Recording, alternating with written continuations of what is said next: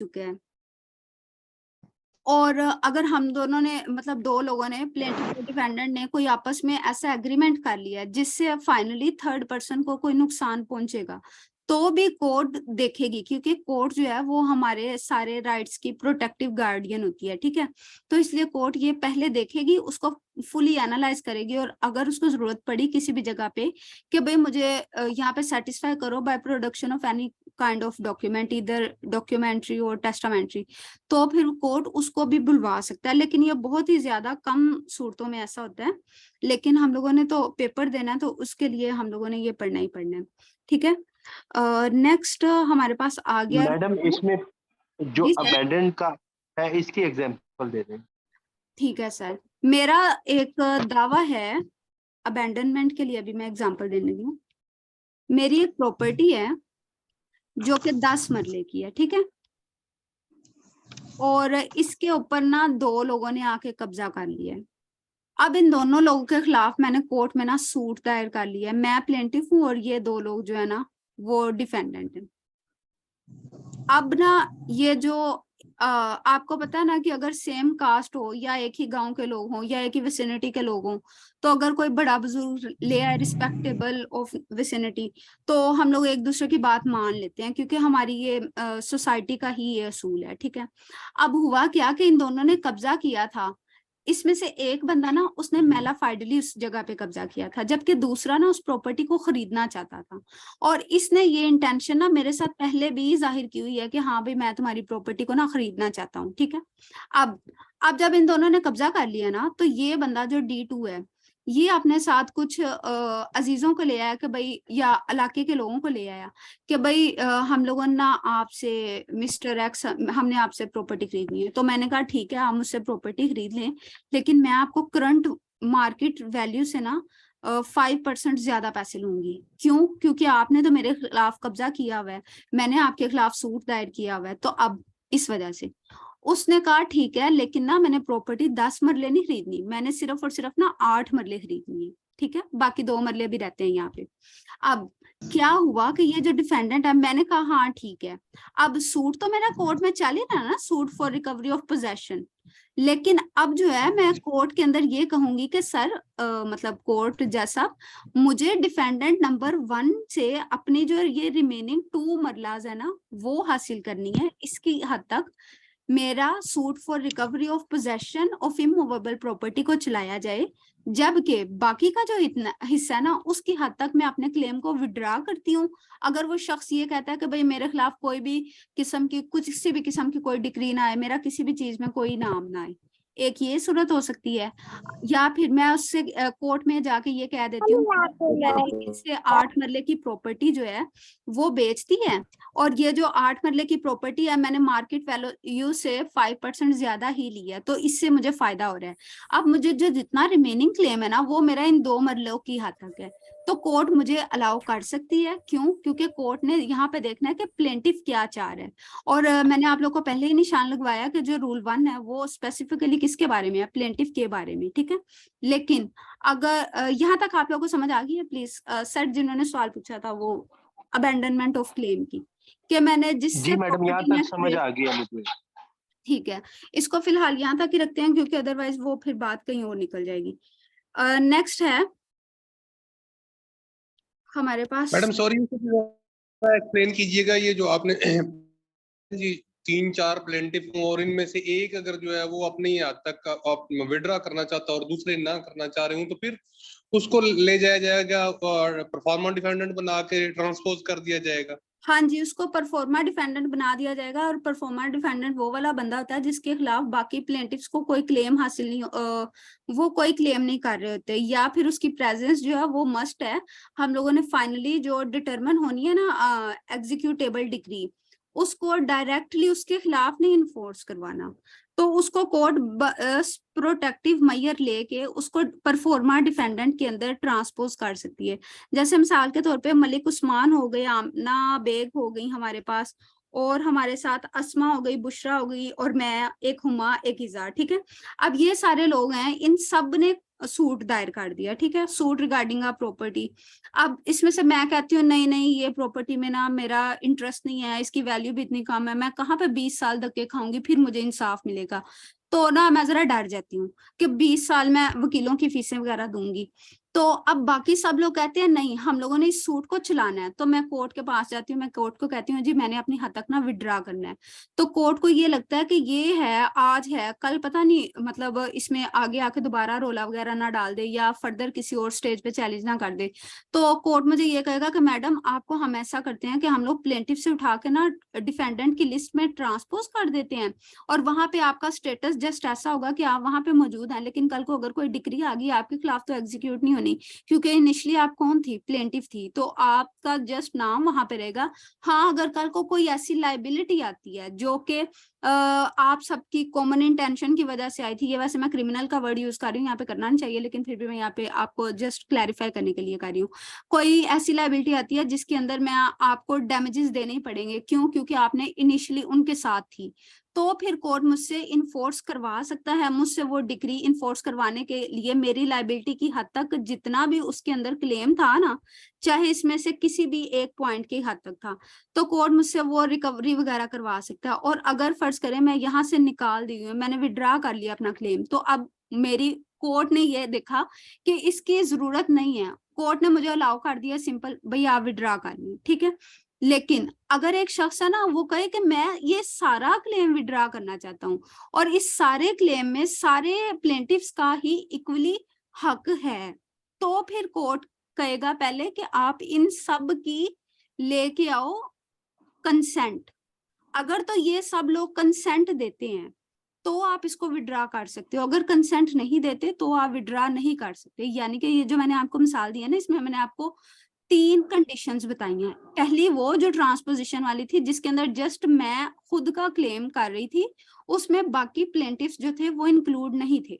दूसरी वो जिसके अंदर हम सबका इंक्लूड था, और फाइनली सबका इंटरेस्ट इंक्लूड था, और सिर्फ मैं उसको विड्रा करना चाह रही हूँ। तो कोर्ट ये कहेगा कि क्योंकि ये सब लोगों का क्लेम है तो सबकी कंसेंट लेके आओ।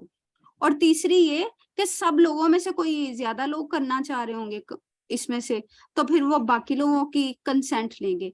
यानी कि ना आप लोग इसके लिए पैरामीटर रख लें कि कंसेंट कौन ले रहा है, और उसका उस कॉज ऑफ एक्शन जिसके हवाले से सूट दायर हुआ है कितना क्लेम बनता है, आया कि सारी प्रॉपर्टी में बनता है, या उसका कोई एक ऐसा सेपरेटेबल हिस्सा मौजूद है जिसके खिलाफ वो क्लेम को विड्रा करना चाह रहा है। अगर तो वो ऐसी प्रॉपर्टी है ना, जैसे हमारे पास इमूवेबल प्रॉपर्टी होती है जो पार्टीशनड नहीं होती, तो वो क्या होती है, सारी की सारा खाता या खसरा जो है वो पार्टीशन नहीं होता, उसमें तो अब हर एक शख्स हर एक इंच का मालिक होता है ना, और इस सूरत में होगा कि सब लोगों की कंसेंट चाहिए। लेकिन अगर एक ऐसी प्रॉपर्टी है जिसके अंदर इतना इतना मेरा हिस्सा डेफिनेट है, और मुझे मेरा कब्जा वगैरह सारा कुछ वापस मिल गया है, तो मुझे आगे जाने की जरूरत नहीं है, तो कोर्ट देखेगी कि हाँ इसका अगर सेपरेट कर भी दो तो इससे कल को किसी भी शख्स के किसी भी किस्म के कोई भी राइट वगैरह इन्फ्रिंज नहीं होंगे, तो कोर्ट मुझे विड्रॉल की इजाजत दे देगी। लेकिन अगर कोर्ट को लगता है कि नहीं कहीं ना कहीं ये हो सकता है, तो कोर्ट मुझे ट्रांसपोज कर देगी as a performer defendant. Sir आपको समझ आ गई है? बाकी सब लोग भी प्लीज बताइएगा। Thank you madam. Order 1 rule 10 है, ये रेलिवेंट ऑर्डर जो है ना, इसका ऑर्डर 1 रूल 10 है। उसको जब आप इन डेप्थ पढ़ेंगे ना, तो ट्रांसपोजिशन का कॉन्सेप्ट आप लोगों को समझ आ जाएगा। वैसे सर बाबर ने बड़ा अच्छा सा ये करवाया हुआ है, आप लोग उनका भी लेक्चर सुनिएगा, उसमें से आपको मिल जाएगा 110K में ना। अच्छा, इसके अंदर है limitation law on not affected by the first suit. अब हम लोगों ने ऊपर रूल 1 में क्या पढ़ा कि भाई विड्रा करना है एक सूट, उसके लिए हमें कोर्ट की इजाजत चाहिए। अगर हम इजाजत ले लेते हैं तो क्या होता है, दूसरी टाइम हम लोग सूट दायर कर सकते हैं।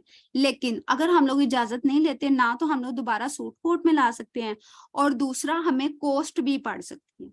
अब हमारे पास ये सबसे बड़ा क्वेश्चन आता है कि लिमिटेशन लॉ का क्या होगा, क्योंकि हमारे जितने भी लॉज हैं उनको कौन डील हमारे जितने भी क्लेम्स हैं, सूट्स हैं, सारा कुछ है, उसको कौन डील करता है, इवन एपेलेट लेवल पे भी कौन, limitation act.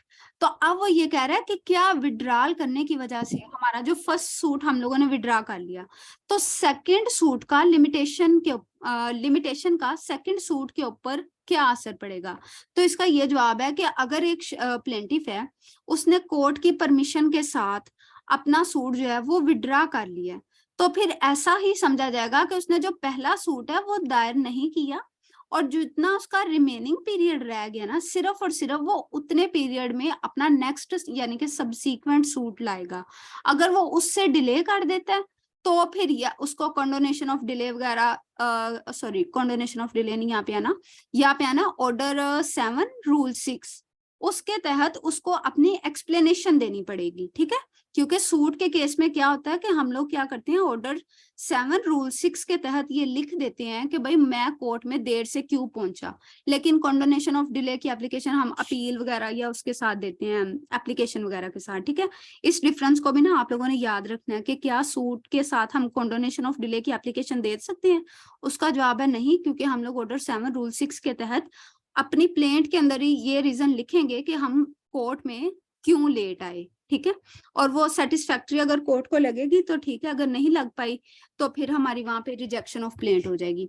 In any fresh suit instituted on permission granted under, अच्छा ये वर्ड भी आप लोग हाईलाइट कर लें, ऑन परमिशन ग्रांटेड अंडर।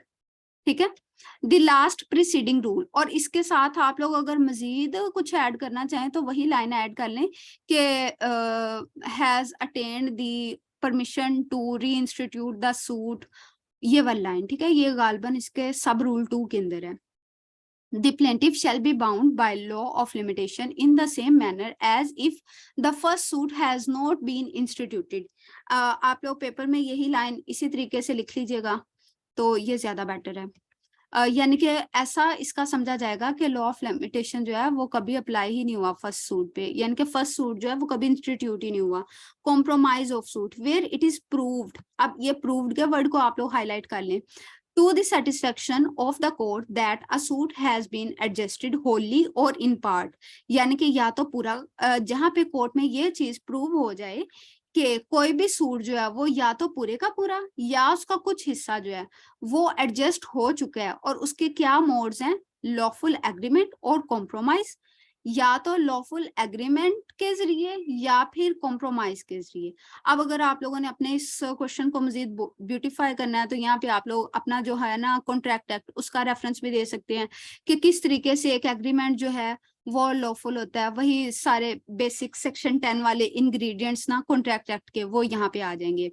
ये थी एक चीज, ठीक है, कि कोर्ट की सेटिस्फेक्शन करनी है, कोर्ट को प्रूव करना है, और प्रूव करना किस चीज के हवाले से है कि लॉफुल एग्रीमेंट हुआ था या फिर लॉफुल कॉम्प्रोमाइज हुआ था कि हमारा जो क्लेम है वो एडजस्ट हो चुका है। अब यहाँ से ये चीज ना दूसरी चीज शुरू होती है, यानी कि जैसे हमारे पास ऊपर रूल 1 के अंदर 2 चीजें थी ना कि अबैंडनमेंट ऑफ क्लेम और विड्रॉल ऑफ सूट, इसी तरीके से रूल 3 के अंदर हमारे पास 2 चीजें हैं। एक है कोर्ट की सेटिस्फेक्शन, और वो प्रूव करके होना है कि हमारा जो जितना भी है ना क्लेम वो एडजस्ट हो चुका है, इधर by way of lawful agreement और by way of lawful compromise. या फिर दूसरी कंडीशन इसमें यह है कि अगर कोई डिफेंडेंट जो है वो किसी प्लेंटिफ को इस तरीके से सेटिस्फाई करे तो वो उसने जिस भी सब्जेक्ट मैटर के लिए कोर्ट में सूट पेश किया हुआ है ना, उसकी जो कल को फर्दर डिक्री आनी है ना, वो अभी से ही उसने सारी की सारी अमाउंट उसकी सेटिस्फाई कर दी है। मिसाल के तौर पे अगर मैंने किसी फहद नाम के बंदे से 10 लाख रुपया लेना है और मैंने suit for recovery of 10 lakh rupees ही किया हुआ है और डिफेंडेंट ने मुझे 10 लाख रुपया दे दिया है, यानी कि मेरी तो सेटिस्फेक्शन ही होगी ना कि मैंने 10 लाख इनिशियली लेना था और उसने मुझे जी 10 लाख रुपया दे दिया।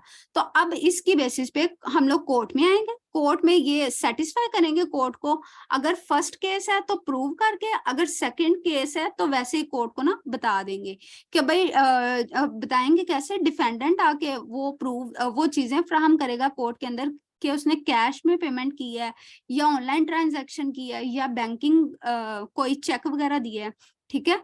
और जो प्लेंटिफ है वो अपनी स्टेटमेंट देगा कि हाँ जी मैंने सारे पैसे ले लिए हैं और ये सच बोल रहा है, ठीक है। तो कोर्ट क्या करेगा, ये वाली लाइन इसमें हाईलाइट करने वाली है, the court shell order such agreement compromise और सेटिस्फेक्शन टू बी रिकॉर्डेड। यानी कि कोर्ट ने फर्स्ट इंस्टेंस में क्या काम करना है कि उस चीज को रिकॉर्ड करना है कि क्या इनका एग्रीमेंट हुआ है या कॉम्प्रोमाइज हुआ है या डिफेंडेंट ने प्लेंटिफ का क्लेम ही सेटिस्फाई कर दिया है। And shall pass a decree in accordance therewith so far as it is relates to the suit और फिर कोर्ट ने उतनी डिग्री पास कर देनी है जितनी कि वो उस सूट से रिलेट करती है। अगर तो उनका क्लेम जो है वो फुली 100% सेटिस्फाई हो गया तो क्या होगा, फुली डिग्री हमारे पास आ जाएगी। अगर उसका कोई 80% हो गया या 50% हो गया तो कोई प्रिलिमिनरी डिग्री आ जाएगी, ठीक है। उसके बाद है proceeding in execution of decrees not affected, nothing in this order shall apply to any proceeding in execution of a decree or order. यानी कि वो ये कह रहा है कि कोई भी कॉम्प्रोमाइज, विड्रॉल, सेटिस्फेक्शन, अबैंडनमेंट, कुछ भी चीज है जो भी यहाँ तक रूल 3 में कहा गया है ना, वो एग्जीक्यूशन प्रोसीडिंग के अंदर कोई भी चीज एप्लीकेबल नहीं होनी, ठीक है। और ये आपका इंटरव्यू में सवाल आ सकता है कि क्या हम लोग अपनी एग्जीक्यूशन के अंदर कोई कॉम्प्रोमाइज कर सकते हैं, तो इसका जवाब है नहीं, हम लोग नहीं कर सकते, जो कि हमारे पास स्पेसिफिकली रूल 4 में मेंशन्ड है। तो यहाँ पे वर्ड भी शैल का यूज हुआ है, तो इसका ये मतलब है कि इसमें कोई इंटरप्रिटेशन की भी जरूरत नहीं है, तो ये डायरेक्टली ऐसे ही चलेगा। हाँ, लेकिन ये हो सकता है कि जो डिफेंडेंट है ना वो पैसे जल्दी कोर्ट में जमा करवा दे, तो अगर वो डिफेंडेंट जो है वो अपने पैसे कोर्ट में जमा करवा देगा जितनी भी उसकी मनी डिक्री के होने थे, तो फिर क्या होगा, कल को वो सेटिस्फाई होगा उसका क्लेम, और उसका सेटिस्फाई होने के क्लेम के बाद तो पूरा का पूरा केस ही खत्म हो जाना है। यहाँ तक आप लोगों को ये खत्म सारी की सारी समझ आ गई? अस्सलाम वालेकुम मैम। मैम ये जो रूल 3 है इसकी अमेंडमेंट भी है ना? रूल 3 के अंदर ना सिर्फ एक अमेंडमेंट है, वो शायद मैंने डाली है कि नहीं डाली, एक सेकंड रुकिएगा मैं देख के बताती हूँ आपको।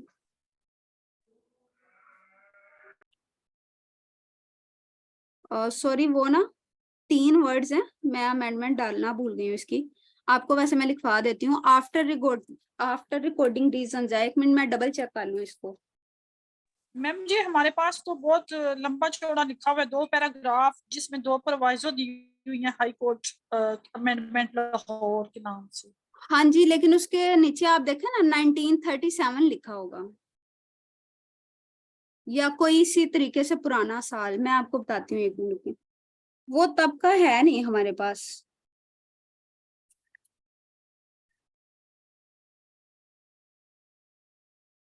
इसमें जो अमेंडमेंट है ना सिर्फ 3 वर्ड्स हैं, जो मैं आपको अभी लिखवा देती हूँ देख के, वो मुझे यहाँ पे ऐड करने नहीं याद रहे, मैं बाकी की अमेंडमेंट्स डालती गई हूँ, वो मैंने सोचा बाद में डालूंगी लेकिन मैं भूल गई थी।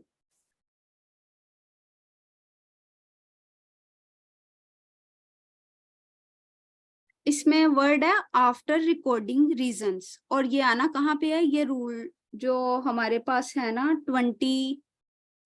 23 रूल 1, ये यहाँ पे आना है, ठीक है। यहाँ पे आप लोग अपनी बुक के ऊपर लिख लें after recording reasons, after recording ये 2018 के अमेंडमेंट है। हाँ जी, ये 2018 की अमेंडमेंट है, और उसके अलावा जो 2 पैराग्राफ्स की आप बात कर रही हैं ना, वो है, ये मुझे पहले भी किसी ने बताया है, लेकिन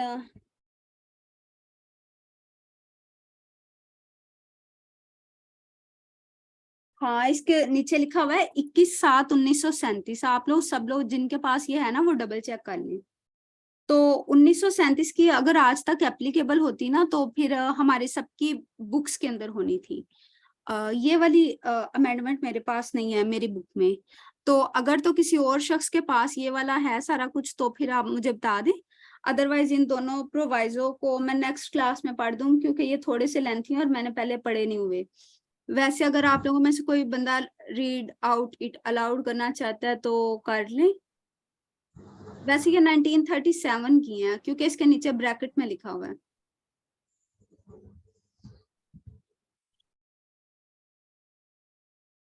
अच्छा, नेक्स्ट, यहाँ तक आप लोग को समझ आ गया इन दो प्रोवाइजोस के अलावा बाकी सारा कुछ? ये दो प्रोवाइजो की कंट्रोवर्सी हम लोग नेक्स्ट क्लास में सोल्व कर लेंगे।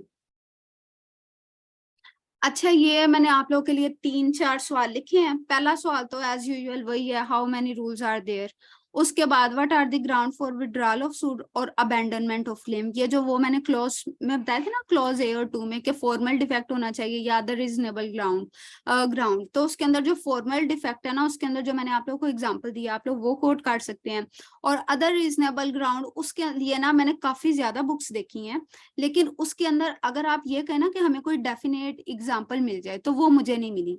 उसकी एग्जैक्ट रीजन ये है कि अगर एक बुक में ये लिखा होता है ना कि ये चीज को हम लोग इंक्लूड कर सकते हैं, तो दूसरी बुक में उसको लिखा होता था कि इसको इंक्लूड नहीं कर सकते। तो इसके लिए आप लोग थोड़ा सा चूजी होइएगा और अपनी जितनी भी प्रैक्टिस है या जितना भी लो है आपका, मतलब सारी सीपीसी को ओवरऑल माइंड में रखिएगा और फिर उसके लिए आप लोग ना जाइएगा। नंबर 3 के ऊपर है व्हाट इज कॉम्प्रोमाइज डिग्री। ये हमारे पास रूल 3 है, उसके बारे में आप लोगों ने इसके अंदर लिख देना है कि कोई एग्रीमेंट हुआ है या सेटिस्फेक्शन हुई है या फिर लॉफुल क्या उसको कहते हैं कॉम्प्रोमाइज हुआ है। तो उसके बाद हम लोगों ने कोर्ट में आके इनको पेश करना है। कॉम्प्रोमाइज और लीगल जो हमारा एग्रीमेंट है, इन दोनों को कोर्ट में प्रूव करना है कि हाँ ये वाकई ही हुए हैं। अच्छा, ये बात मैंने आप लोगों को बताई नहीं कि प्रूव कैसे करना है। प्रूव इस तरीके से करना है कि जिस भी बंदे ने वहां पे एग्जीक्यूट किया है ना, वो जैसे हमारे पास आम कोई भी एग्रीमेंट के प्रूव करने के लिए चीजें होती हैं सारे, मतलब गवाहान एक स्क्राइब होता है और उसके अलावा स्टैम्प फरोश होता है। पुराने जमाने वालों में अभी तो सारे बैंक से निकलते हैं स्टैम्प्स, तो इसलिए उसकी जरूरत नहीं होती, लेकिन जिन लोगों के पुराने होंगे तो स्टैम्प फरोश आ जाएगा। जिस बंदे ने लिखा होगा उसको हम स्क्राइब कहते हैं, ठीक है। उस बंदे को आप कोर्ट से ले आएंगे और उसका जो रिकॉर्ड होगा पुराना जहाँ पे वो रजिस्टर्ड होगा, उसको आप लोग निकलवा लेंगे। और उसके अलावा जितने भी मार्जिनल विटनेस होंगे, चाहे 2 हों जो कम से कम रिक्वायरमेंट है, या उससे ज्यादा जितने भी मौजूद हों, ये सब लोगों को आप लोगों ने कोर्ट में लाना है। उनकी टेस्टामेंट्री एविडेंस यानी कि ओरल एविडेंस उनका देना। उसके अलावा आपने डॉक्यूमेंट्री में अगर किसी के पास कोई भी इसकी कॉपी मौजूद है या किसी भी तरीके से किसी ने कोई लिखत पढ़त इसकी की है, तो वो सारा कुछ। और या फिर अगर उन्होंने चेक के जरिए पेमेंट किया है तो चेक वगैरह दे देना है। तो इससे ना ये सारा आप लोगों ने इसको प्रूव कर देना। Non applicability of this order यानी कि ये एग्जीक्यूशन में नहीं होगा, और इससे हमारा जो लॉ है ना, सेक्शन हमारा लॉ जो है, लॉ ऑफ लिमिटेशन, वो इफेक्ट नहीं करेगा। नेक्स्ट हमारे पास है ऑर्डर 24 जो कि है पेमेंट इन 2 कोर्ट्स। अब इसके अंदर हमारे पास टोटल है 4 रूल्स हैं, लेकिन अगर हम लोग इसको देखें ना तो ये एक ही बात कर रहे हैं। और वो एक बात ये है कि अगर कोई डिफेंडेंट है, उसने कल को कोई भी लेना है, रिकवरी करनी है किस चीज की, या डेट की या डैमेजेस की, तो कोर्ट के अंदर किसी भी वक्त जो डिफेंडेंट है ना, उसने पेमेंट ऑफ मनी कर देनी है। अब जब वो जो डिफेंडेंट होगा ना, उसने कोर्ट के अंदर वो पेमेंट ऑफ मनी करनी है, उसको लिए जो स्पेसिफिक वर्ड है ना, वो है डिपॉजिट। जब उसने वो रकम डिपॉजिट कर देनी है, उससे दूसरे बंदे को जाना है नोटिस, यानी कि प्लेंटिफ को जाना है नोटिस। उस नोटिस के रिस्पॉन्स में अगर तो प्लेंटिफ आ जाता है और कोर्ट में आके अपनी ये स्टेटमेंट दे देता है कि हाँ मुझे फुली सेटिस्फाइड हूँ इस डिपॉजिट ऑफ अमाउंट की वजह से, और मुझे इस शख्स से मजीद कोई भी क्लेम नहीं है, तो कोर्ट यहाँ पे आपको डिक्री पास कर देगी कि हाँ ठीक है, इस बंदे का ना सेटिस्फाई हो गया क्लेम।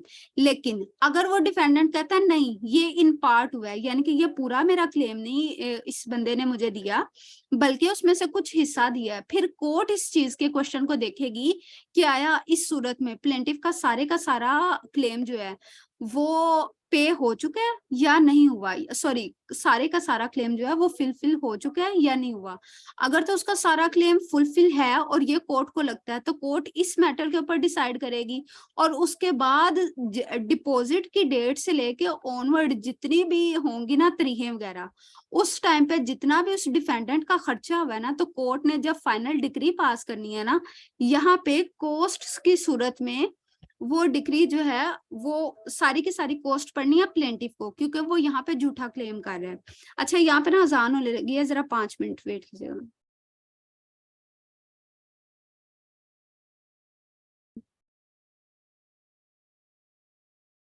अच्छा, इसके अंदर जितने भी कॉस्ट होगी ना वो कौन देगा, वो प्लेंटिफ देगा। और उसने प्लेंटिफ ने कब से देनी है, जब कोर्ट ये डिसाइड करे कि हाँ ये जो पेमेंट सारी की सारी की हुई है ना डिफेंडेंट ने in the form of deposit in court, तो वो वाली डेट से लेके ऑनवर्ड अब जितनी भी तरीकें कोर्ट में चली है ना, यानी कि एडजमेंट्स वगैरह हुई हैं, इसमें कोर्ट उसने जो भी अपने एडवोकेट को फीस दी है काउंसिल को, या फिर उसने कोई भी ऐसी पेमेंट वगैरह कोर्ट के अंदर आने के बाद की है जो कि अनफेयर थी, अब तो क्या होगा कि अब ये सारी की सारी अल्टीमेटली जब डिक्री ड्रा होगी ना इस सूट के लिए, तो फिर ये कॉस्ट वाले खाने में ना प्लेंटिफ के हिस्से में पड़ेगी। वैसे तो हमारे पास जनरल रूल ये है कि cost shall follow the event, जो कि सेक्शन 35 के अंदर लिखा हुआ है, ठीक है।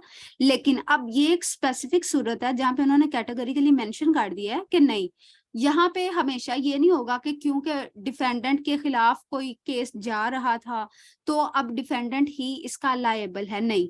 यहाँ पे क्योंकि डिफेंडेंट ने तो बोनाफाइडली पेमेंट कर दी थी ना कोर्ट के अंदर, तो अब इस पेमेंट के बाद जितने भी अखराजात डिफेंडेंट को उठाने पड़े हैं वो कौन पे करेगा, वो सिर्फ और सिर्फ प्लेंटिफ करेगा। और इसको कोर्ट में मेंशन किया जाएगा, और मेंशन करने के बाद वो शख्स जो है वो इसको विड्रॉ भी करवा सकते हैं। अच्छा, अब इसमें एक चीज रह गई है कि इंटरेस्ट, क्या उस अमाउंट के ऊपर इंटरेस्ट लगेगा या नहीं, ठीक है। तो वो जो इंटरेस्ट है ना, वो जब डिफेंडेंट ने कोर्ट में वो रकम जमा करवा दी है और उसके बाद प्लेंटिफ को चले गए हैं इस चीज के नोटिस, ठीक है। तो अब इसके बाद जो है ना नोटिस, इसकी इफेक्टिव सर्विस होने के बाद अब इंटरेस्ट की कोई अमाउंट इसकी रकम कुल रकम के ऊपर नहीं लगेगी।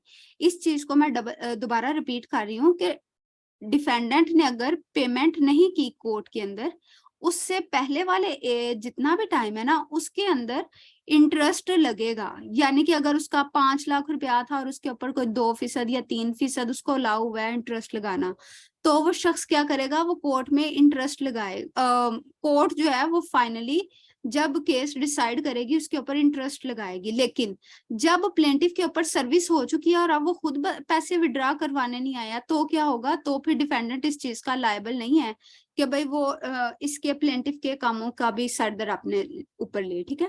Payment into court, deposit by defendant of amount into satisfaction of claim the defendant in any suit to recover a debt or damages. और इसके लिए स्पेसिफाई ये 2 वर्ड ही हैं, इसको आप हाईलाइट कर लें कि जिसकी वजह से आपको पता चले कि ये ऑर्डर 24 किन केसेस में सिर्फ लग सकता है। तो वो ये 2 सूरतें हैं, इसमें मॉर्गेज वगैरह की अमाउंट की रिकवरी वगैरह ये सारा भी आ सकता है इसमें। May at any stage of the suit deposit in court such sum of money as he considers a satisfaction in full claim।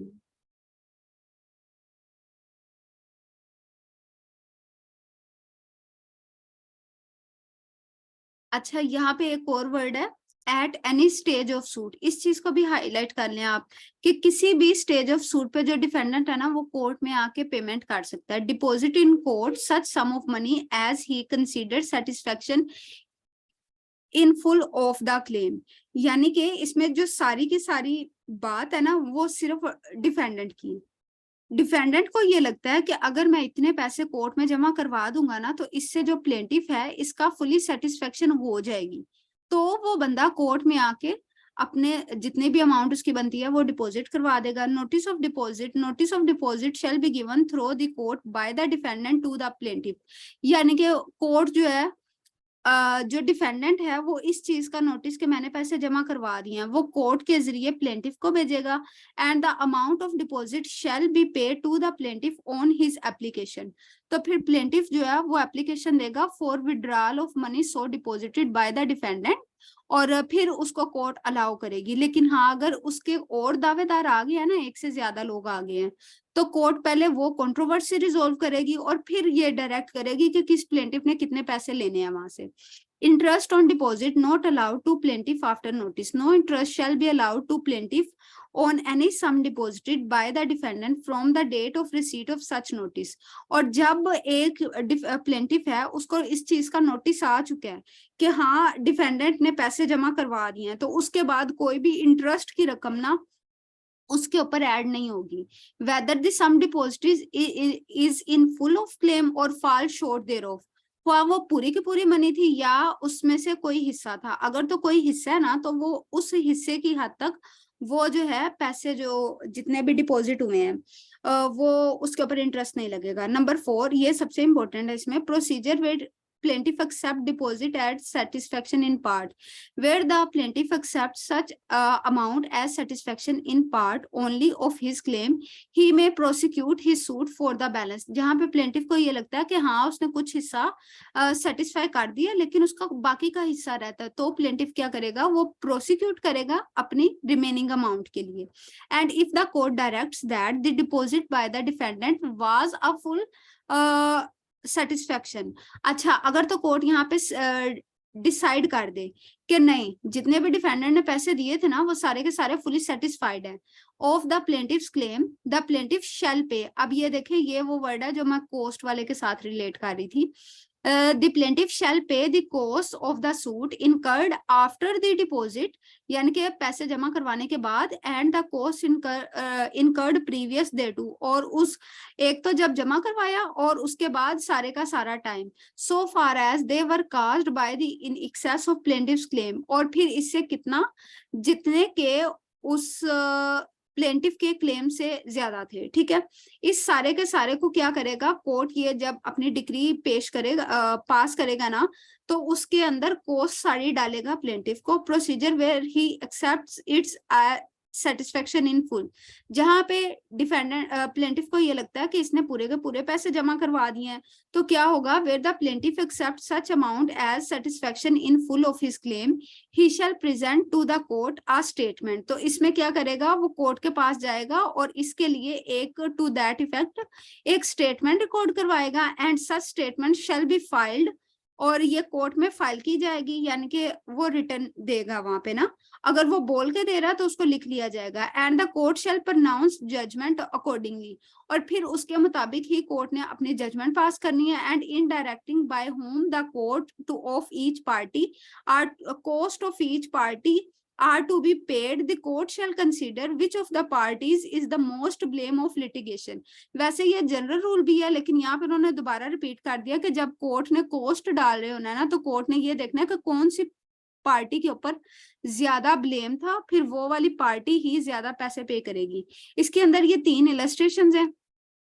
Illustration 1 में ना एक ए है, ठीक है, वैसे ये तीनों में 2 ही लोग हैं, एक ए और एक बी। ठीक है, ए ने पैसे देने हैं बी को। अब इलस्ट्रेशन ए में ये है कि ना तो प्लेंटिफ प्लेंटिफ ने, बी जो है ना वो यहाँ पे प्लेंटिफ है, ठीक है, उसने ना तो खुद उससे पैसे मांगे हैं, और अगर वो कल को मांगता ना तो ए ने दे भी देने थे, यानी कि डिफेंडेंट ने प्लेंटिफ को पैसे पे कर भी देने थे, लेकिन उसने उस अमाउंट की डिमांड ही नहीं की। तो अब जब कोर्ट में आया बी को ए ने पैसे जमा करवा दिए, ठीक है, अब इस सूरत में कोई भी कॉस्ट नहीं डलेगी, ठीक है, क्योंकि बी ने कोई भी किस्म का बर्डन अपने ऊपर नहीं लिया, कोई भी इसको हैसल नहीं करनी पड़ी। इसका सूट जो है वैसे भी ग्राउंडलेस था, क्योंकि अगर वो मांगता तो उसको मिल ही जाने थे। अब जो इलस्ट्रेशन बी है उसके अंदर ये है कि जब ए से मांगे ना बी ने पैसे अपना दावा दायर करके, तो ए ने पहले ना उसके ऊपर डिस्प्यूट राइज किया और फिर बाद में दूसरे स्टेप पे ऊपर आके बी को पैसे पे किए। तो अब क्योंकि पहले इंस्टेंस में क्या किया था, इन्हें डिस्प्यूट राइज किया था, इसकी वजह से जो बी है उसको ये लगता था कि वाकई ही हाँ ये कोर्ट है, उसको ये लगता है कि हाँ क्योंकि ए ने अपने कंडक्ट के जरिए ये शो करवाया कि ये डिस्प्यूट हो सकता था और बी को वाकई ही इस लिटिगेशन की जरूरत थी, तो फिर कोर्ट जो है ना वो देखेगी कि ए को कितनी कॉस्ट डालनी है, फिर असल अमाउंट तो उसने वापस करनी ही करनी है, लेकिन उसके साथ वो अमाउंट जिसकी वजह से बी ने सफर किया वो वाली कॉस्ट भी कोर्ट उसको डालेगा। नंबर 3 के अंदर ये एग्जांपल है कि अगर ए है उसने एक मनी लेनी है 100 रुपया, लेकिन वो मांग लेता है 150 रुपया, ठीक है, जो प्लेंटिफ है ना बी, वो सॉरी ए मैं गलती से कह रही हूँ, तो अब जो बी है उसने 150 रुपया क्लेम कर लिया और ए ने क्या किया कि उसने 100 रुपया आके कोर्ट में जमा करवा दिया, और बाकी जो 50 रुपए है ना उसके लिए उस शख्स